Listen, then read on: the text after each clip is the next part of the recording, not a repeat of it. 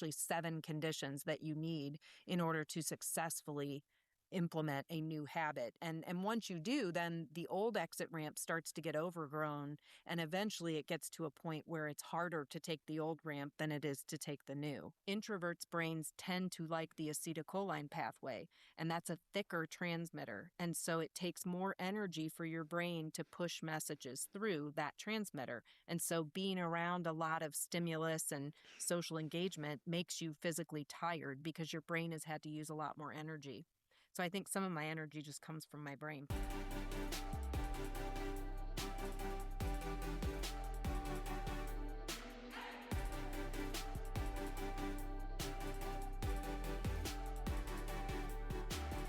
What if you turn hardship into grace, anger into serenity?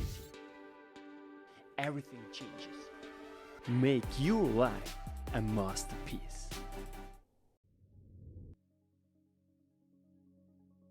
Welcome, I'm Yannick, your host, and now joining me, Dr. Lisa Riegel. Dr. Lisa Riegel is the author of NeuroWell. Have you ever wondered how to really become the very CEO of your brain and life? And why NeuroWell really matters?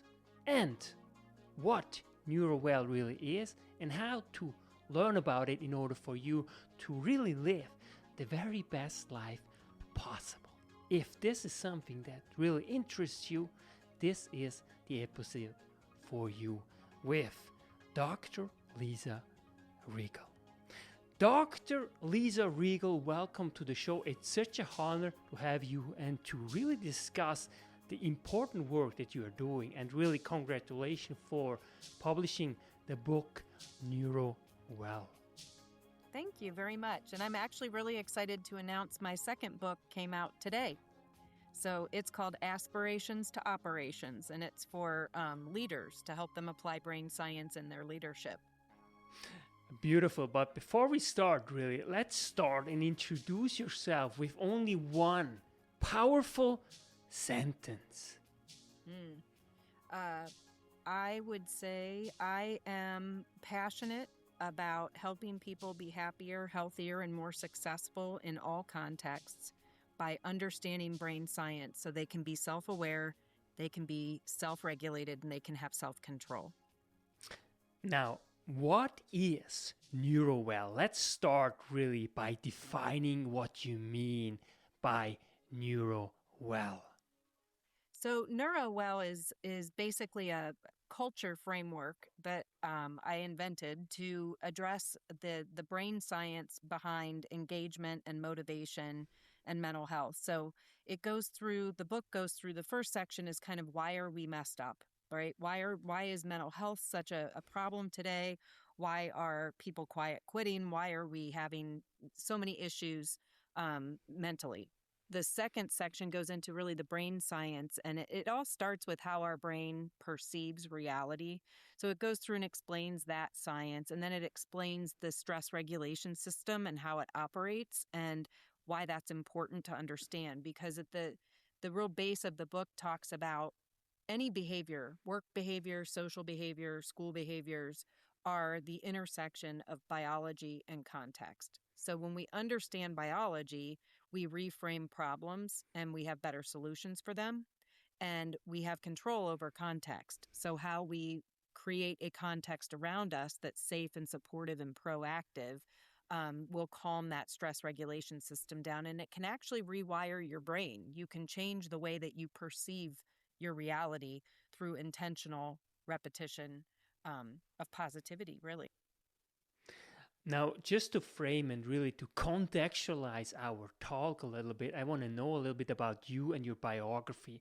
What really brought you into the interest of really the intersection of biology and context, and really NeuroWell, really neurology as well in terms of leadership?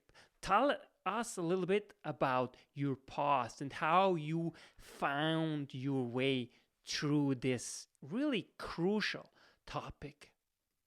So I started as a teacher. I was a teacher for 9 years, and then I was an administrator at a career center. I had an opportunity to do my doctoral work at Ohio State, and I focused on leadership. And I was really interested more in the people. So I always say policies make change, but people, or I'm sorry, policies shape change, but people make change. And so I think leadership, I used to teach in their leadership department at Ohio State, and we focus a lot on organizational theory and practices and operations, but there really wasn't a whole lot to help people understand how to move people. So that was really where my interest started. And then for the past 15 years, I've been working in schools and organizations to help leaders understand how to create a culture that addresses the brain science and creates a more positive and inclusive culture where people feel like they belong and they're ready to come in and engage. And then about 5 years ago, I really started having this sort of epiphany that change happens in the brain. And so looking at just social science research is one piece, but then pairing that with the science behind why that social research is happening became really interesting to me. And so I started really digging in, and then I created the NeuroWell framework, which brings together social science and brain science. What is it that makes it so hard for people to change? You just said, right? It's one thing doing change through policies, right? But ultimately, people have to enact on the change and become the change. So, what is it that makes it so hard for people and organizations at large to change? Well, there's two key things. One is the way our brain creates automatic habits, thinking habits. So our brain, when we're born, it's like a giant grassy field. And then through repetition over time, we start to build this highway and these exit ramps in our brain. But those exit ramps take a ton of repetition to pave them. And so we have these automatic things, like some people say, when I'm stressed I drink, or when I'm stressed I eat, or when I feel threatened I attack, kind of thing. And they become absolutely automatic. So when we talk about changing a habit, that means that we have to pave a new exit ramp, and that takes energy and time and persistence and positivity and support. And it takes the tenacity to forgive ourselves when we step off. It's January right now, and everybody has New Year's resolutions, and about 80% of us have already tanked the resolution. And it's because it's hard. It's hard to make changes in the brain. So that's the first thing, is that the conditions, there's actually 7 conditions that you need in order to successfully implement a new habit. And once you do, then the old exit ramp starts to get overgrown, and eventually it gets to a point where it's harder to take the old ramp than it is to take the new. The second thing that's really important is to understand how we perceive our reality. So our brain, 80% of our brain happens below our nose in an unconscious part of our brain. So there's a lot of thinking that's going on in our brain that we're not actually aware of. And so when you have perceptions, there's a little part of your brain called the thalamus. And its job is kind of like a data manager. So it takes in all the information from the environment, and then it goes into your amygdala and looks for sensory associations. So this is why if you're selling your house, a realtor might tell you to burn a candle that smells like cookies, because when we smell that smell, our body will relax because there's a sensory association. All of this happens below our cognitive part of our brain. So it's kind of like, I use the example of like a strainer, like you're making spaghetti and you're straining the spaghetti. We have these filters and they have holes in them. So if we have a banana that represents reality and we shove a banana through a strainer, on the other side, it doesn't look like a banana anymore. It's still a banana, but it looks different. So that kind of represents our perception. So we have all these filters in our brain. And, for example, if we have a filter that says I have to be perfect all the time, like that stresses me out when I'm not right or perfect. Change is super scary. And changing your habit, you're going to have to try things, and sometimes you're not going to succeed, and then that's going to stress you out. So understanding those filters and being able to say, okay, wait a minute, this is not like that. And so when we have self-awareness of the types of filters we have in our unconscious brain, this part of our brain, that's the conscious thinking part, can send the messages down to the other part of our brain and say, this is how I want you to interpret this event, versus letting the bottom of the brain make these associations, with sometimes they're faulty, and then send information upward that we're in danger or in trouble and we should be stressed. Let's suppose I really want to change, I really want to apply what you're just talking about and want to change a habit. And if you can, walk us through really the 7 steps, right? So it's one thing really knowing it consciously that, okay, I know I want to change something that is not really good, but it's a whole other game ultimately to apply it, right? So, how would you best start the process in order to really make your brain function as effectively as possible in the environment that you are operating in? So the first thing is really to know where to go instead, right? You have habits in your brain. So let's say you and I, decide we're going to get healthy. We're going to stop eating so much junk and we're going to eat better. So the first thing I would say to you is, hey, okay, instead of going to the Mexican restaurant 3 times a week, maybe we should go to the vegetable restaurant, right? However, we assume people know. If I said to you, we got to stop the Mexican place. Let's go to the Golden Corral, which is not a healthy place. Then I'm subbing one bad habit for another, right? So the first thing is knowing where to go. You have to have the knowledge. The second is you have to have the self-awareness to drive past that exit. We're going to the Mexican restaurant and I have to say, no, we're not going there this time. We're going to the better choice. So you have to have some self-awareness to do that. Then you have to have persistence. You have to repeat it over and over again. And then, we're going to eventually, we might do great for 2 or 3 weeks. And then we're going to, because it takes energy. So you have to have the energy. That's another condition because building, just like paving a new exit ramp on a highway takes gas and equipment and, same thing in your brain. It takes energy. So we might have a day where we're tired and we're like, you know what, I'm just not going to go there. Or let's go back to the Mexican place. But here's the key is we have to have the tenacity. That's another area. We have to be able to say, okay, we had fun at this Mexican place, but we're not going to do this again. We have to get back on the horse. Or the other problem that happens that breaks habit change is that we look at each other and we say, what were we thinking? We're not healthy eaters. I'll see you here again next time. So you have to have, to know where you're going. You have to have the self-awareness to put the effort in. You have to have the energy. You have to have the persistence. You have to have the tenacity to forgive yourself. And you need the support structures around you to be able to be positive. Our brain gets, every time we get positivity, we get like a little dopamine hit. And that dopamine hit delivers energy. So it becomes a cycle. The more, if you and I were be eating healthy and I lost 20 pounds and not one person says something nice to me about how I look, then it deflates me and I get rid of my goal directed energy. How did you start and why do you think you were successful in what you're doing? Because you seem to be someone who really managed her very well in terms of your NeuroWell, right? So where did you start and what do you think are the main reason for your success that you have had so far in your life? I think a big piece of it is I'm self-aware. So there's 3 things we want to be. We want to be self-aware, we want to be self-regulated, and we want to have self-control. And so I've practiced those things and I've, learned what my filters are in my brain. So for example, I hate being late. When I was a child, my parents were divorced and I waited for my dad for hours and sometimes he wouldn't come or he'd be really late. So I spent a lot of time on the front stoop waiting for him. And my brain made an association between time and love and worthiness and all of those things. So that feels bad when you don't have that, right? So I get stressed when I'm late. Once I understood that connection and understood how my brain was perceiving lateness, I was able to talk to my brain and say, this is not that. So for me, I was able to put proactive things in place. Like I always tell my clients, if I'm not there 15 minutes early, I'm in a ditch somewhere because I arrange my time so that I'm not late, so I don't get stressed ahead of time. And then if somebody is running late, I'm able to, from the top of my brain down, say, this is not that. They're just running late. This has nothing to do with you. Take a breath. You're fine.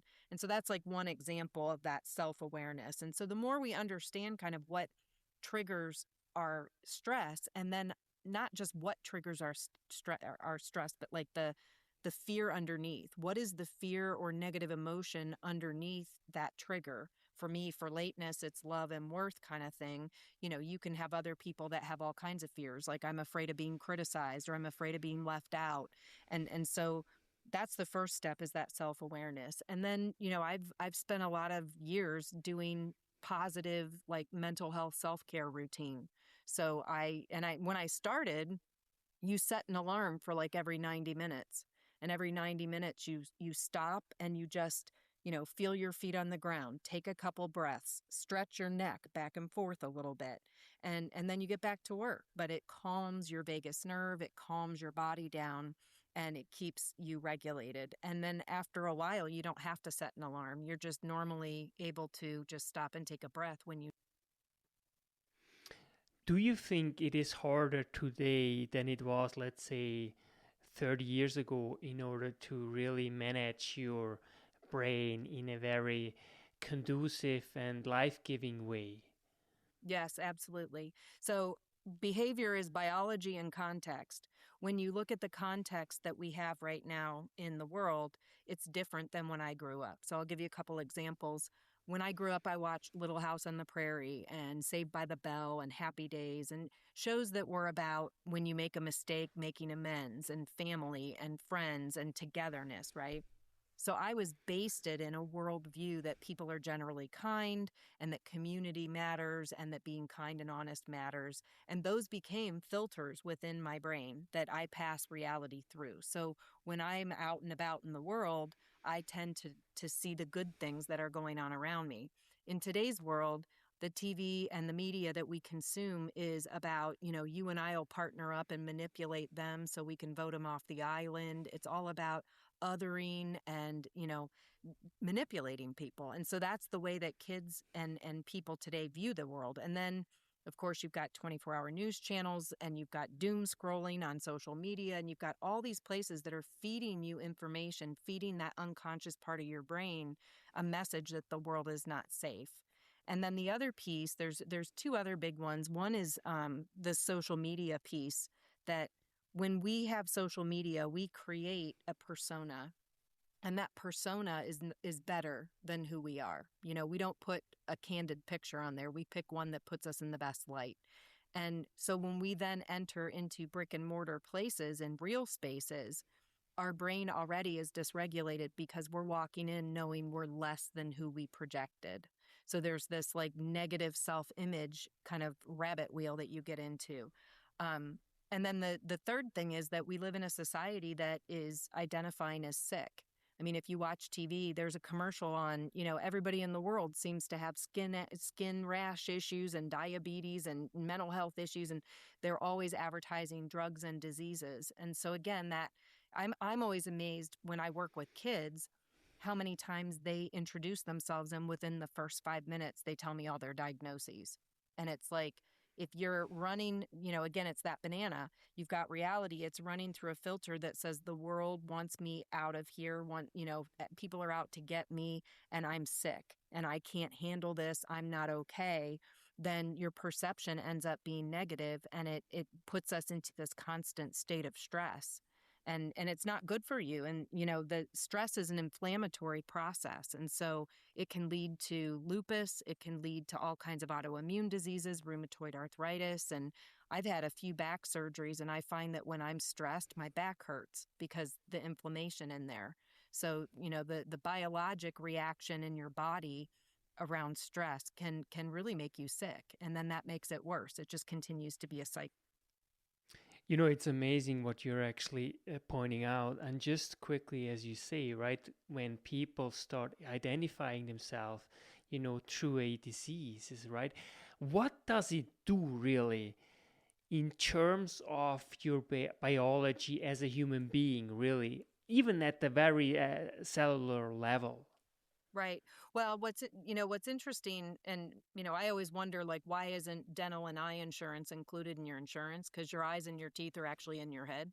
But when you think about mental health, we think of the mind, the brain, and the body as separate things. You go to the doctor and you say, I'm sad. They say you have depression. Here's a pill that'll help you. But they don't ask you why you're depressed. And so I think, what stress is a full body reaction. So what happens in your brain is when you have stress for whatever reason, sometimes you're having stress because you have low blood sugar, right? You're having mood challenges, you're tired, whatever, but we're not diagnosing that. We're diagnosing it as a mind problem versus a body or a brain problem. And when you have stress, so when your body first has to decide, so that data manager decides what's going on, makes the sensory associations, and sends a report to your amygdala, which is kind of your security monitor. And that security monitor decides, okay, should I hit the panic button and how hard? If I just tap it, then it sends a message immediately to the CEO thinking part of your brain and says, hey, we're not sure what's going on here. We're a little uncomfortable. You might want to weigh in. So at that point, we're still in control. If it wails on the button, then basically it sends a message to the CEO and says, go get a cup of coffee. We're in danger. Your limbic brain's going to take over and keep you alive. And so we're now not thinking, which is why if you ever have a fight afterwards and you calm down, you're like, why did I say that? Like, that's not me. The problem is that every time we hit that panic button, it gets more and more sensitive. So we are living currently right now in a state where people are in this constant state of stress, and that means that they're not thinking with their upper brain. They're also flooding their body with these chemicals, because the other decision that your security monitor makes is, which nervous system do I want to enact? So if I can get away, like say you're driving and somebody cuts you off, then your sympathetic nervous system will kick in, and it sends sugar to your blood, to your muscles. It sends, it makes you focus. It, closes down your digestion. It gets you prepared, and you can really quickly move out of the way and be out of danger. If you're in a car and somebody's barreling and they're going to rear end you and there's nothing you can do, then your security monitor says, okay, we're going to do the parasympathetic nervous system. And that system sends out opioids and analgesics that we make ourselves in our brain. It relaxes your body and it slows down time. Like if you've ever fallen and you can have a whole thought on your way down, that's your parasympathetic nervous system slowing things down. And what happens over time is that if we live in a hyper state where we tend to be in that sympathetic nervous system, we are flooding our bodies with cortisol. We are in a constant state of inflammation, which leads to disease. And you can see actually one of the physical symptoms of like an overdose of cortisol is a fat belly. So when you look around and you see, in America, like we got a lot of fat bellies, right? Partially because we don't eat well, but I would say also because we're not managing the stress and dealing with the cortisol. And then if you regularly dissociate, you can get to a point where your body is pumping so many chemicals into your blood because it's in a stress response that you can get what's called syncope, and you can literally just pass out. You basically OD yourself and you go unconscious. So there's, stress can have a bigger impact than just I'm having a bad day.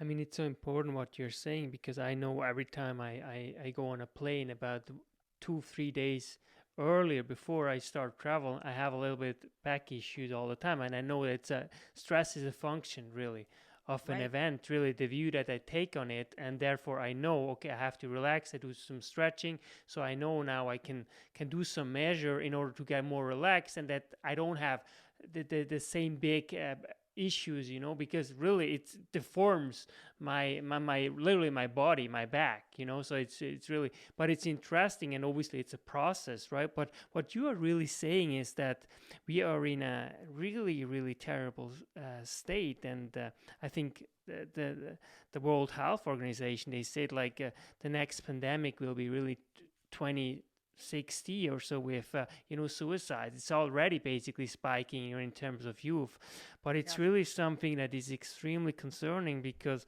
what we are basically seeing is people are literally only in fight or flight reaction, and they can't really think clearly anymore.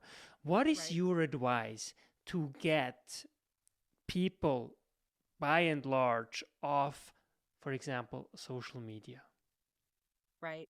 So, I mean, I think part of a well care routine for yourself is to give yourself short doses of things. So, social media is built to keep your attention. AI is too. If you've ever used AI, you notice it always asks a question to keep you on. it's incentivized to keep your attention. And so, if you have social media, like give yourself 15 minutes to pop on the social media and see what's going on for the day and then shut it down. Or like even the news, I used to watch the news all the time and I don't now. I turn it on to see what the main ideas of the world are, but basically the other 23 and a half hours are just rehashing what's going on and anger and people fighting and, and fear mongering because that keeps people watching. And so, giving yourself some daily doses of what you need. And then, the other thing that I say all the time is the solution to pollution is dilution. So you have these negative things going on around us, but we can dissolve and dilute them with positivity. And so having, being intentional about being positive. So like when my kids were little, I used to ask them every day when they came home, tell me 2 good things that happened today. And what was crazy was they couldn't. They would say things like, well, I don't know, nothing. I didn't get in a fight. And I'm like, that's not good. That's the absence of bad. And so they had to train their brains to look for good things. So when they knew they had to report out good things, then their thalamus, that data manager, was like, okay, I know something good's going to happen today. That's my bias because I got to look for it. And then all of a sudden things you notice. So, for example, if you had identical twins and one had positive and confirmation bias and one had a negative, and you said, how was your day? The one twin might say, oh, it was a terrible day. I woke up, I was late, I was, rushing in traffic. I couldn't find a parking spot. I got in, I spilled my coffee, I ruined my shirt, I was late to my meeting, and it was just a terrible day. Same twin, opposite twin, same day, would say, oh, it started out rough. I was running late, so I had to kind of rush around to find a parking spot, and I spilled my stuff. But this really nice person helped me pick up my coffee when I spilled it, and my friend lent me a sweatshirt because I ruined my shirt, and my colleagues were super nice about me being late. So the difference is it's the exact same event, wildly different experience, because the positive confirmation bias looks for places that confirm that people are good and the world is safe. How did your pause, because you went through a divorce, right? You witnessed it, with your parents, right? You are now happily married for 25 years or so and have children. Congratulations, because I truly believe that parents is the most important job actually in the very world. And it takes a lot of courage, especially these days, right? Because there's so much going on and this uncertainty, really, to manage everything. Really kudos to you. But what do you think is it that made you so successful in terms of, giving the fact that you went through and you experienced your parents divorcing, which to me is always, I think of it like, what, I'm actually not meant to exist because I only exist because of this marriage, right?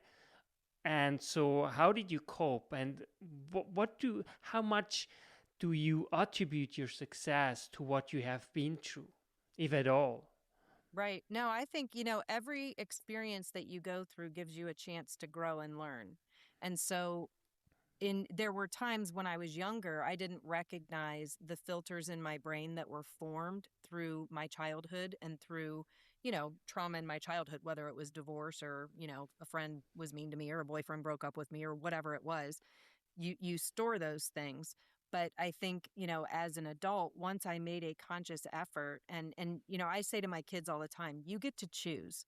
So like you can choose to be happy or you can choose to not be happy, and nobody can tell you otherwise. But if you choose to be happy, then you are telling, this part of your brain is telling the rest of your brain, I am going to be happy. So I want you to look for things that make me happy. And it will do that because it will look for whatever biases you put in your brain. It works to confirm those. It likes to be, stable. It doesn't like chaos. And so I think, a lot of it is just putting your foot down and saying, okay, I'm going to do this. I'm going to be happy. I'm going to do it. It doesn't mean you don't have a bad day here and there, but I'll tell you what, when you have a bad day, you process it very differently. And you process it through the lens of not all these people were mean to me. You process it through the lens of, why am I letting this get to me?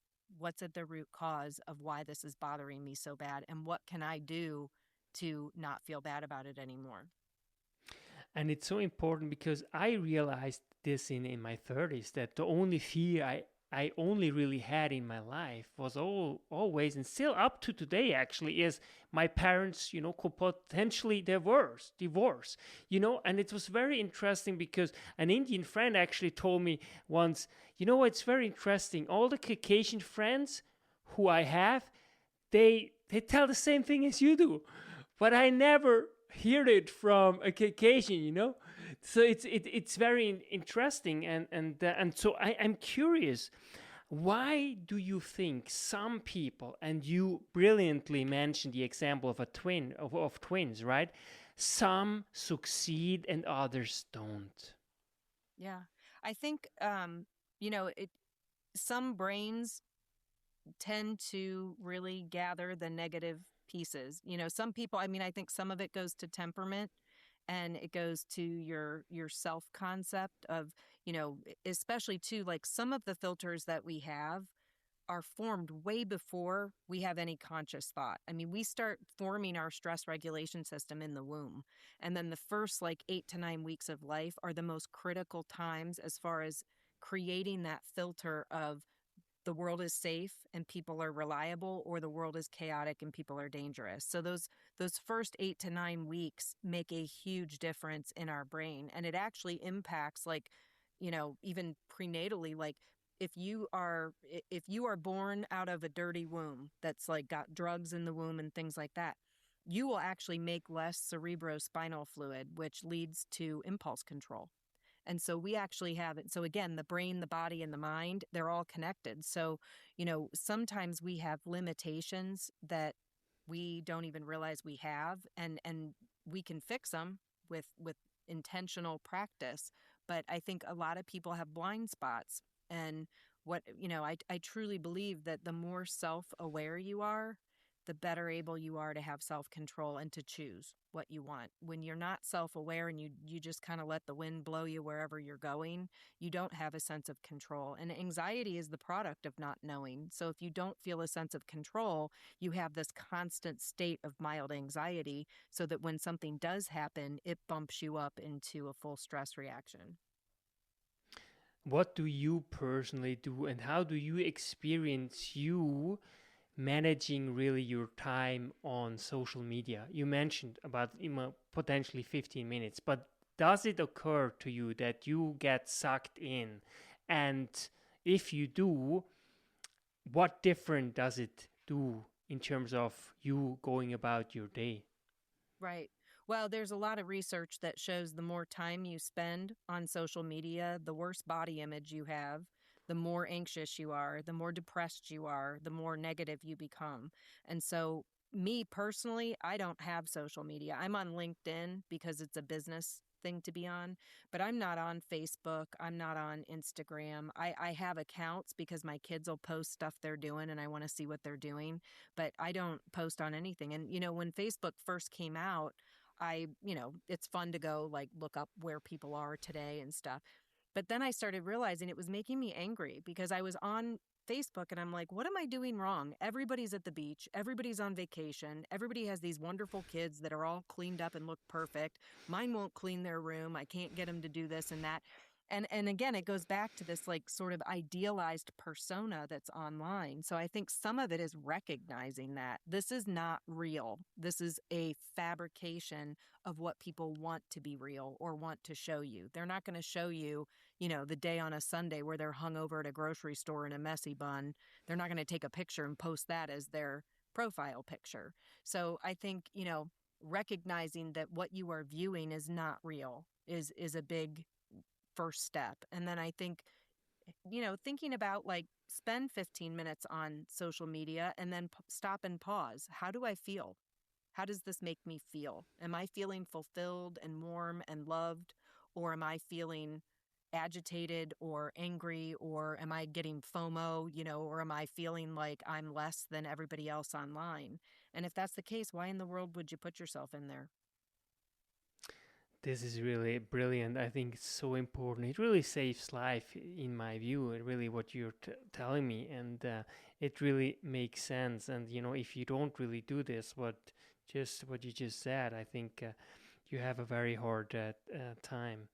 What is your best advice to really make yourself and your life a success in terms of happiness, enjoyment, satisfaction, and connection? What is one thing that you think people should start now in order to improve their lives? Well, I think the first thing is gaining some self awareness of what it feels like to be happy. And so, one thing that I do most mornings, not every morning, because some mornings I just got to get up and go. But when I just wake up, I'll spend, maybe 5 minutes just laying in bed and kind of, becoming awake. And I just keep my eyes closed and I feel joy.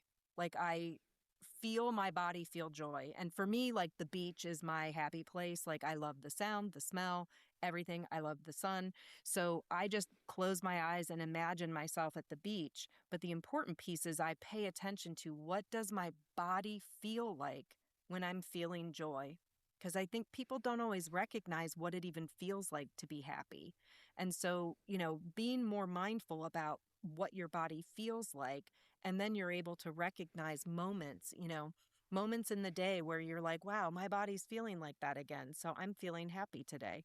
And trying to find spaces throughout the day, sit outside. I mean, the other thing too is if you want to be creative, they've studied how creative thinking evolves. You have to have a quiet mind.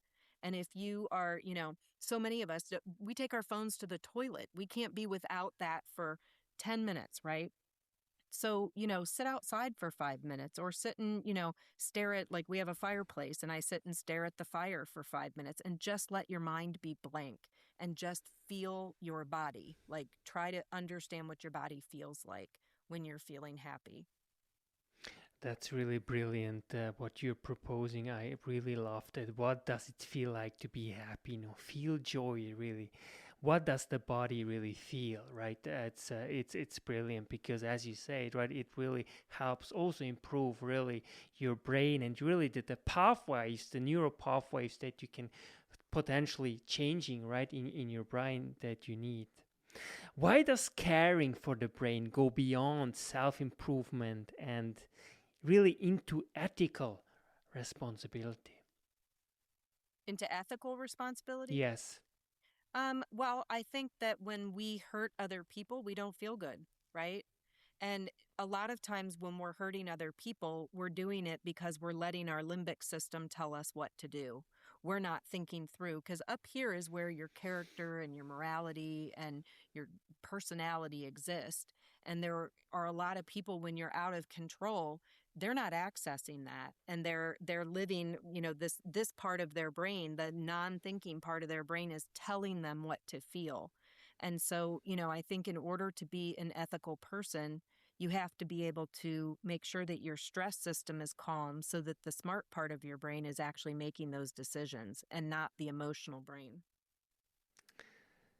How can you be hopeful despite all the things that are going on? Just an example, as you were mentioning, social media, just the very fact being on social media can increase so much your stress, your self-awareness, but also really your self-image. Mm-hmm. Yeah, I mean, and I think that it goes back to you get to choose. You get to choose how you put yourself out in the world. You get to choose where you go, who you interact with. So I think gaining some thought around, like, I went to this party with these people and I didn't have a good time. Like, I don't enjoy being around them. We hang around with a lot of people we really don't enjoy.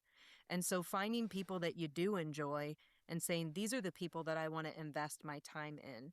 And, if one of the fears that you carry in your limbic system is that you're going to be left out or people won't like you, sometimes you end up being a pleaser and you lose yourself in that. And you're just trying desperately to make other people like you. And then you don't even like them. So why are you doing that? So again, I think just asking yourself why and coming to terms with what does it feel like when I feel joy and I feel happy and I feel content. And what you'll find is that that's your path to happiness. I think a lot of people look for external things to make them happy, whether it's money or promotion or dating the hottest person you can find or driving the best car. But none of those things make your body happy. And so when your body's happy, then, those things are nice, but they're not necessary. What do you think is your success in terms of your 25 years plus of marriage? Give us some taste of how it ought to look like and what you actually should emphasize your life on in order to be really successful in marriage, because I truly believe that it's probably the most important venture that you can embark on. Yeah.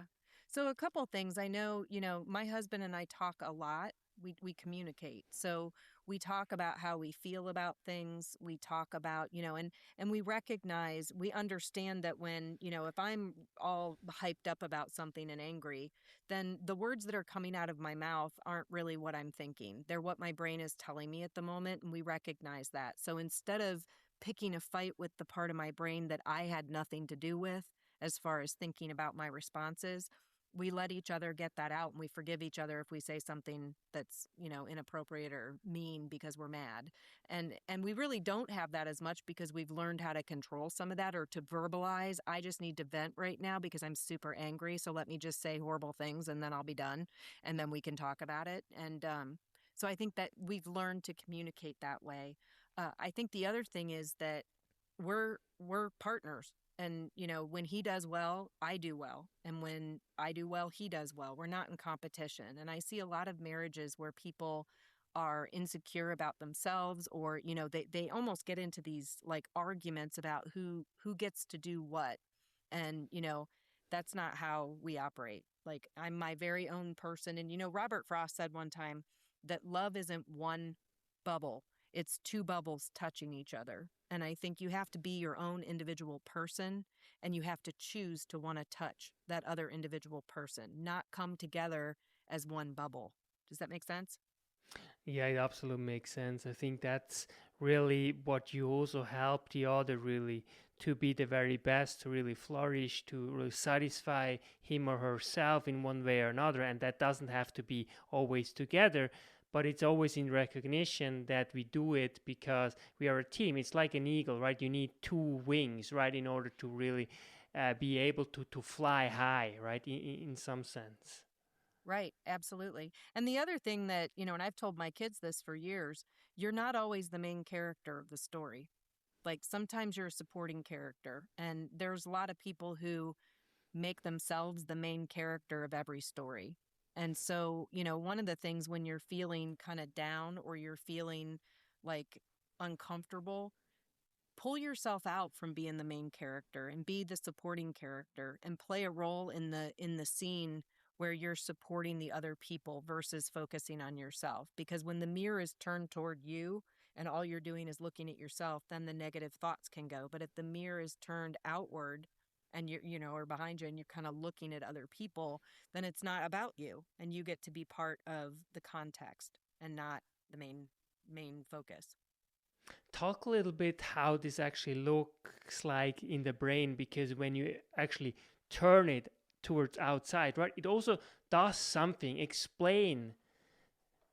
So I think, a lot of the filters and fears that we have in our brain are based on our fears of, like, I'm not going to be liked, or I'm not going to be this, or I'm not going to be that. So when we're the main character, it's running through those filters. Where if we're looking outward at other people, we're studying people. We're looking at other people and how they're interacting and what they need. And then when we can be a person who pays them a compliment or does something kind for them, that gives us a hit of dopamine and makes us feel good about ourselves. And it builds that sort of lens in our brain, that filter in our brain that says we're a good person. But when we're always so self-focused and egocentric, then it's always about the information's passing through how are others perceiving me, and then it leads to stress. Is that why we might feel better once we go actually outside into nature and take a breath and a walk? Yeah, sometimes, it's funny, my husband always says that when he's stressed, he just goes out on our deck and looks at the stars and realizes we're just so small. And so, again, that's an example of kind of turning from this is me, me, me, me, me, and all the things I'm miserable to looking at the wider world and saying I'm one tiny speck in a ginormous universe, and just recognizing that little place that you have. What makes you feel alive?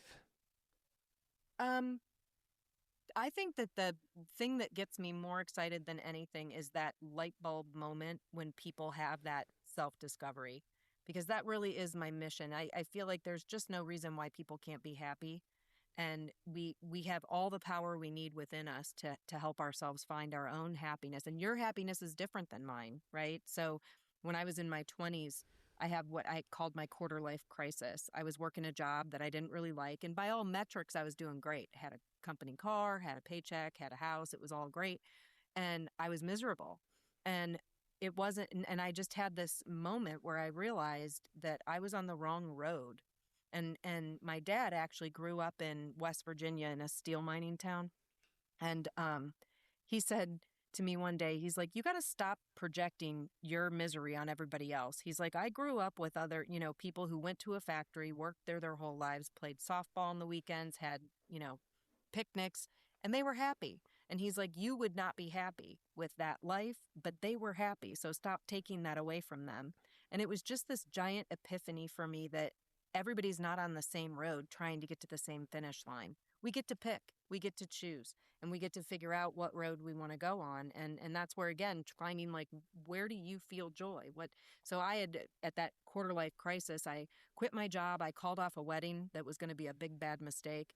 And I put on a backpack and walked around for a few weeks and just figured it out. And I came back and I said, you know what? I really want to work with kids. That's what I want to do. So I went back, got my teaching license, and it's been positive, positive momentum since then, because I aligned what made me feel joy with my path. From where do you get your energy and patience? Because I can really tell you have so much energy, your incredible knowledge. It's just like in a volcano. You're spitting out like all this knowledge that you have, really factual, and it really shows how thorough you did really your work. I find it incredible. What do you think? Where do you get it? What is it that you have this incredible positive energy, besides being a wife, a mother, and so on? Right. Well, I think I'm hyper by nature anyways. I'm just always like go, go, go. But I'm also somebody who's either on or off. So like on my off days, I have no problem being in my pajamas all day and watching TV. I'm not guilty at all. But I go, go, go. I think some of it's just the way I'm wired. I also think that because I don't let stress run my life, my body's not polluted with stress chemicals. I'm healthy, and I eat healthy. I drink a lot of water. Water metabolizes cortisol, so that's a stress chemical. So if you drink a lot of water, it, again, the solution to pollution is dilution, right? So taking care of yourself that way. And I also think that, fortunately for me, I've found my passion. Like, I'm super passionate about what I do, and I get excited about it. And I get excited about sharing that and helping other people, because I feel like the mission that I have in life to help people find their own path to be fulfilled and happy and, functioning people is just so joyful. So I get like a little dopamine kick all day long as people are excited about what I have to say. And then there is one other thing too. So there's, you've heard of extroverts and introverts. So I tend to be an extrovert. So that's a brain process as well. So if you're an extrovert, your brain has neurotransmitters that are like this goop that comes out from one neuron to the other so that messages can pass. And if you're an extrovert, your brain prefers the dopamine pathway, which means the more stimulus and the more talking and the more action you have going on around you, it actually energizes you. And that's more my brain. Like, my husband's an introvert.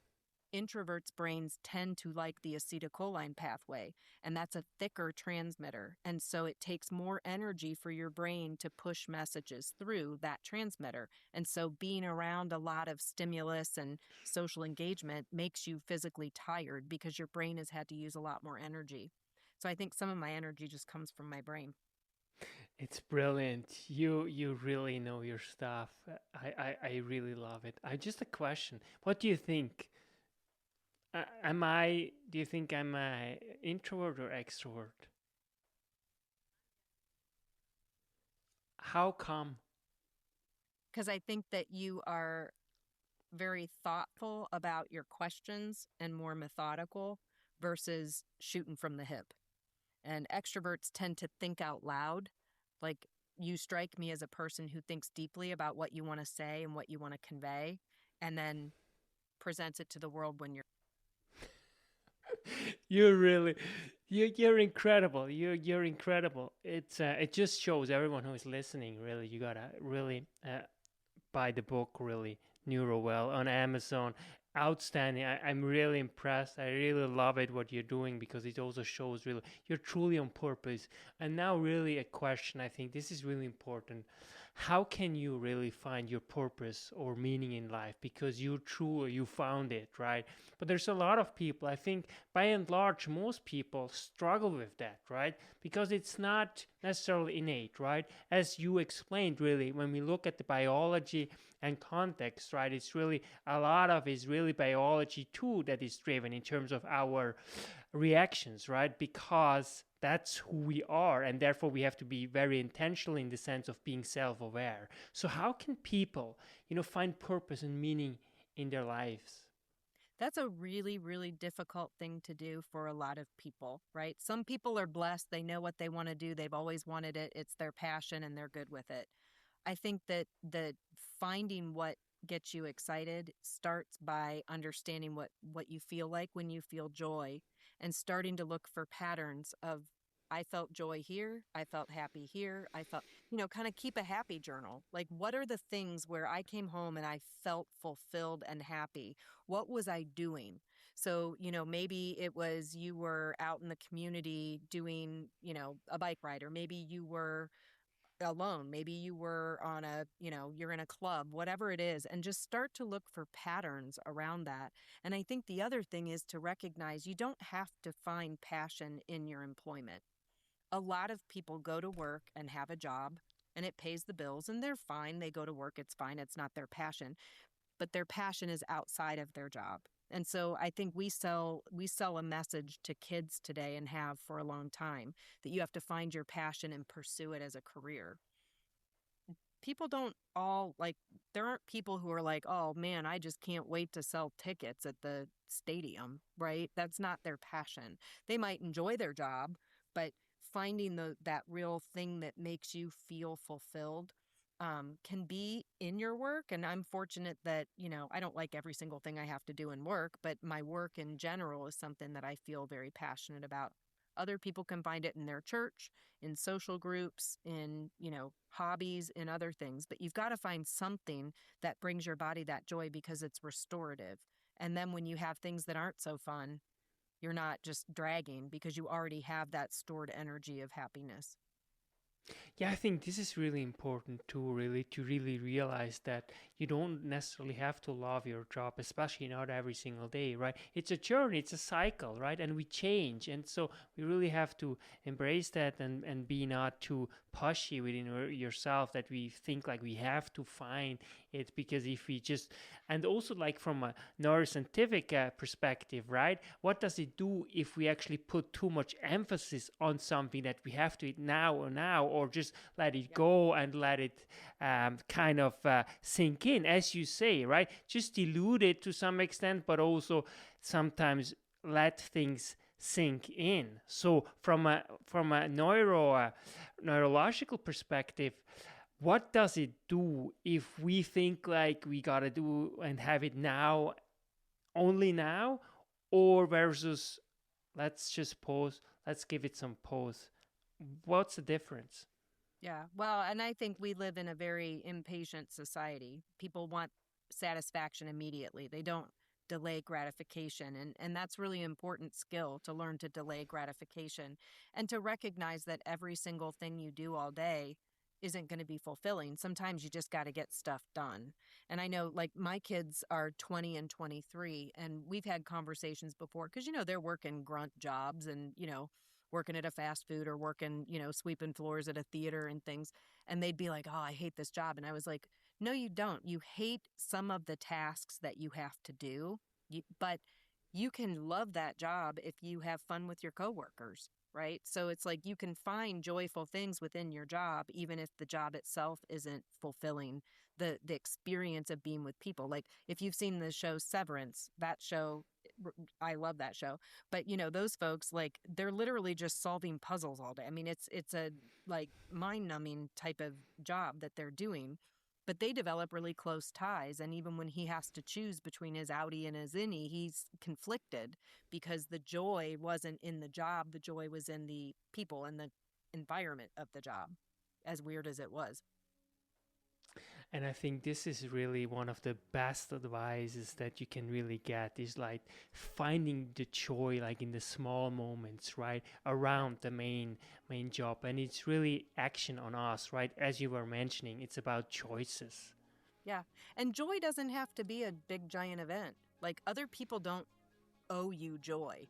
I mean, you can find joy anywhere you are. I mean, you just, like, even if, you go outside and take a deep breath of air and just look around and appreciate what's around you. And you can be like, man, this is really beautiful. Taking a minute, you mentioned walking in the woods, taking a minute in nature. There's a lot of research about stress and nature and how nature can mitigate stress. Go for a walk. And just, instead of being on your walk with your headphones in and focusing on music, turn it off and just look around and be like, wow, this is really beautiful.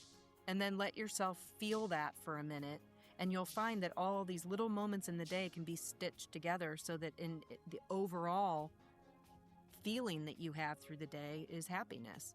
Even when things are going poorly in your life, you can find those moments of happiness and kind of compartmentalize, okay, this isn't going my way. However, I have all these wonderful things too. So how can I lean on those things so that this doesn't just swallow me? Dr.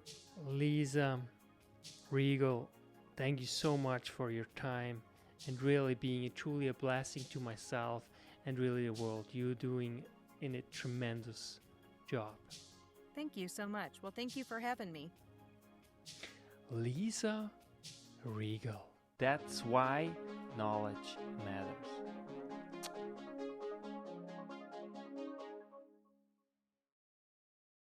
Make your life a masterpiece.